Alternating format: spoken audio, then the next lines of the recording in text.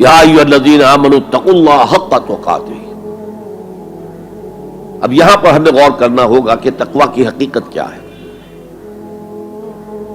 اگرچہ ہم آیت البر کے آخر میں پڑھ چکے ہیں اولئک الذین صدقوا واولئک هم المتقون، وہاں پر وہ ایک حیولہ، ایک شخصیت، ایک کردار وہ ہمارے سامنے آ چکا ہے، متقی کون ہوتا ہے۔ لیکن یہ موقع مناسب ہے کہ یہ لفظی معنی اس کے کیا ہے۔ عام طور پر جو ترجمہ کیا جاتا ہے اللہ سے ڈرو، یہ اچھا ترجمہ نہیں ہے،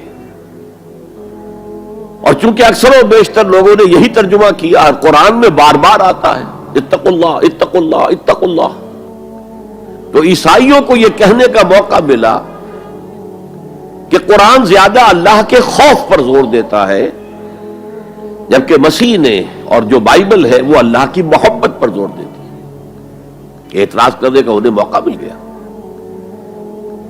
خوف کا لفظ قرآن کا خود عربی زبان کا لفظ ہے، قرآن مجید میں بھی آیا ہے فلا تخافوہم وخافونی، تم ان سے نہ ڈرو، اپنے دشمنوں سے نہ ڈرو، مجھ سے ڈرو۔ خوف کا لفظ بھی ہے۔ یخافون یوما تتقلب فیہ القلوب والابصار، وہ ڈرتے رہتے ہیں اس دن کے تصور سے جس دن کے نگاہیں اور دل الٹ جائیں گے، قیامت کا دن، حشر کا دن۔ تو خوف کا لفظ قرآن میں ہے، عربی زبان کا لفظ ہے۔ تقوی کے معنی خوف نہیں ہے، تقوی کے لفظی معنی بچنا۔ دیکھیے وقا یقی وقایتن، اسے کہتے ہیں ثلاثی مجرد، اس میں معنی ہے وقا یقی وقایتن کے کسی کو بچانا، اور آپ بڑی آسانی سے یاد رکھ سکیں گے کہ جو ہماری دعا ہے، جو سورہ بقرہ میں حج کی دعاؤں کے ضمن میں اہم ترین دعا کی حیثیت سے مذکور ہے، ربنا آتنا فی الدنیا حسنۃ وفی الآخرۃ حسنۃ وقنا عذاب النار، وقنا عذاب النار، اے اللہ ہمیں بچا آگ کے عذاب سے۔ تو وقا یقی وقایتن کے معنی ہے کسی کو بچانا۔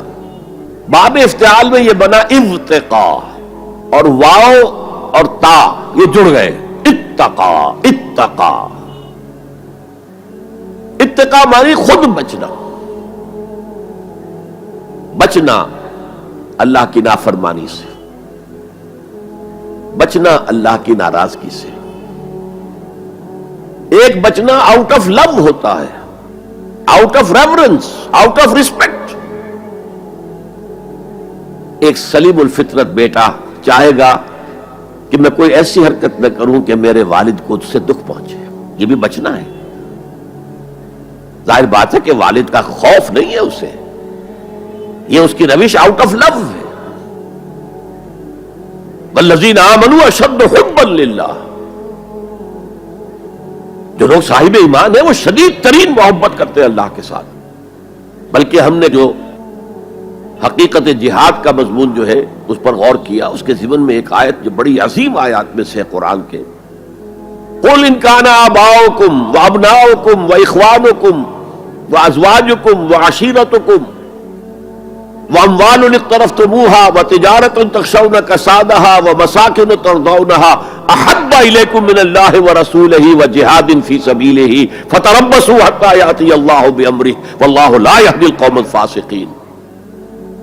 اے نبی ان سے کہہ دیجئے کہ اے لوگو، اگر تمہیں اپنے باپ اور اپنے بیٹے اور اپنے بھائی اور اپنے زوج، مرد کے لیے بیوی، بیوی کے لیے شوہر، اور اپنے رشتہ دار اور اپنے وہ مال جو تم نے بڑے محنت سے جمع کیے ہیں، اور اپنے وہ کاروبار جن میں کساد کا، سد بازاری کا تمہیں خوف لاحق رہتا ہے، مندہ نہ ہو جائے،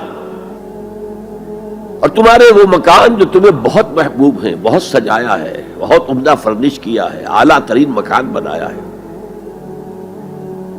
اگر یہ 8 چیزیں زیادہ محبوب ہیں اللہ سے اور اس کے رسول سے اور اللہ کی راہ میں جہاد سے، فتربصوا، جاؤ، بیٹھے رہو، دفع ہو جاؤ، منتظر رہو، حتی یاتی اللہ بامرہ، یہاں تک کہ اللہ اپنا فیصلہ سنا دے. واللہ لا یہدی القوم الفاسقین، اللہ ایسے فاسقوں کو ہدایت نہیں دیتا.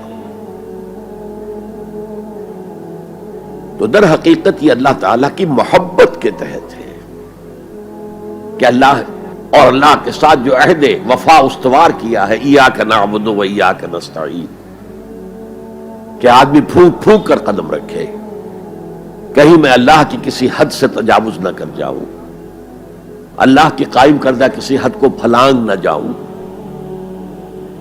کہیں ایسا نہ ہو کہ شریعت کا کوئی حکم میں پامال کر دوں. پھونک پھونک کر قدم رکھنا. لو سانس بھی آہستہ کہ نازک ہے بہت کام، آفاق کی اس کارگہ شیشہ گری کا. اس روش کا نام تقویٰ ہے. دنیا کا تقویٰ یہ ہے، آخرت کا تقویٰ یہ ہے آگ سے بچ جانا. نتیجہ ہے واتقوا النار الذی وقودها الناس والحجارہ، بچو اس آگ سے جس کا ایندھن بنیں گے انسان اور پتھر. یا ایھا الذین آمنوا قوا انفسکم واہلیکم نارا، اہل ایمان بچاؤ اپنے آپ کو اور اپنے اہل و عیال کو آگ سے. تو دنیا کا تقویٰ اور آخرت کا تقویٰ یہ ہے تقویٰ کے لفظی معنی. بلکہ اس میں اضافہ کروں کچھ. ایک دفعہ حضرت عمر فاروق رضی اللہ تعالی عنہ یہ مجلس شورا میں یہ بحث چل نکلی تقویٰ کسے کہتے ہیں، ہاؤ ٹو ڈیفائن تقویٰ. سب حضرات نے اپنی اپنی رائے دی. حضرت ابی ابن کعب رضی اللہ تعالی عنہ ایک انصاری صحابی ہیں جن کے بارے میں حضور نے فرمایا ہے کہ اقرؤہم ابی ابن کعب، میرے صحابہ میں قرآن کا سب سے بڑا جاننے والا ابی ابن کعب ہے. وہ خاموش بیٹھے ہوئے سن رہے تھے باتیں. حضرت عمر نے خاص طور پر کہا ابی آپ نے کچھ نکاح فرمائے. اب انہوں نے کہا کہ امیر المومنین دیکھیے اگر کبھی آپ کو کسی ایسے جنگل میں سے گزرنا پڑے جس میں کوئی پگڈنڈی نہیں ہے، بڑی اونچی اونچی گھاس ہے اور قدم قدم پر خاردار جو ہیں جھاڑیاں ہیں، تو آپ کیسے گزریں گے؟ جسے میں بار بار کہہ رہا ہوں پھونک پھونک کر قدم رکھنا. دیکھ لو کہیں اس گھاس کے اندر یہاں کوئی سانپ جو ہے وہ کنڈلی مارے بیٹھا ہو، تمہارا پاؤں سانپ پر جا پڑے، یا کسی اور موذی جانور کے بل میں پاؤں جا پڑے، یا کہیں تمہارے کپڑے جو ہے وہ کسی جھاڑی کے کانٹوں میں الجھ جائیں. بچ بچ کر نکلنا یہ تقویٰ ہے. یہ زندگی ایک سفر ہے، ہماری منزل آخرت ہے. جیسے حضور نے فرمایا انما الدنیا خلقت لکم وانتم خلقتم للآخرہ، یہ دنیا تمہارے لیے بنائی گئی ہے، تمہارے لیے برتنے کا سامان ہے، لیکن تمہیں آخرت کے لیے بنایا گیا ہے، یہ تمہارا گھر نہیں ہے. تو یہ ہے تقویٰ. اور تقویٰ کی تعلیم قرآن مجید میں اتنی شد و مد کے ساتھ آئی ہے، اتنی شد و مد کے ساتھ آئی ہے، ایک ایک آیت میں دو مرتبہ. سورۃ النساء کی پہلی آیت یا ایھا الناس اتقوا ربکم الذی خلقکم من نفس واحدۃ وخلق منها زوجها وبث منهما رجالا کثیرا ونساء واتقوا اللہ الذی تساءلون به والارحام ان اللہ کان علیکم رقیبا. ایک آیت میں دو مرتبہ تقویٰ کا حکم. اے لوگو، اے بنی آدم، اپنے اس رب کا تقویٰ اختیار کرو جس نے تمہیں ایک جان سے بنایا، اسی سے اس کا جوڑا بنایا اور ان سے کثیر تعداد میں مردوں اور عورتوں کو زمین میں پھیلا دیا. یہ 600 کروڑ جو انسان آج دنیا میں ہے، یہ سب کون ہے؟ آدم اور حوا کی نسل سے ہیں. پھر اسی آیت میں دوبارہ واتقوا اللہ الذی تساءلون به والارحام، تقویٰ اختیار کرو اس اللہ کا جس کا ایک دوسرے کو واسطہ دیتے ہو. کوئی سائل مانگتا ہے تو اللہ کے نام پر مانگتا ہے. تم میں جا کر اپنے کسی عزیز سے یا دوست سے کہتے ہو کسی کام کے لیے بھائی یہ کام بہت ضروری ہے اللہ کے لیے جلد از جلد اس کام کو کر دو، واسطہ اللہ کا. یا جیسے کہ سورہ حشر میں ایک آیت میں دو دفعہ یا ایھا الذین آمنوا اتقوا اللہ ولتنظر نفس ما قدمت لغد واتقوا اللہ ان اللہ خبیر بما تعملون. اے ایمان والو، اللہ کا تقویٰ اختیار کرو اور دیکھو کل کے لیے کیا بھیج رہے ہو آگے. تمہارے اعمال جو جا رہے ہیں، جمع ہو رہے ہیں تمہارے نامہ اعمال میں، وہ اعمال کون سے ہیں، اچھے ہیں یا برے ہیں؟ اور اللہ کا تقوی اختیار کرو اور دیکھو، جان لو وہ تمہارے اعمال سے باخبر ہے، بے خبر نہیں ہے. تاہم یہ الفاظ جو ہے میرے نزدیک قرآن مجید میں تقوی کی تاکید کے اعتبار سے انتہائی مؤکد مقام ہے.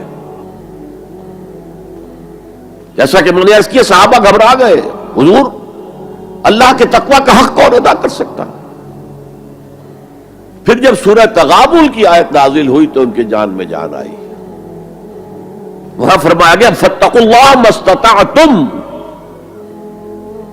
اللہ کا تقوی اختیار کرو جتنا بھی تمہارے حد استطاعت میں ہے، امکانی حد تک اللہ کا تقوی اختیار کرو. پھر جان میں جان آئی. آدمی اپنے مقدور بھر اپنی ہمت کے مطابق تو کام کر سکتا ہے، لیکن اللہ کا حق ادا کرنا یہ کیسے ممکن؟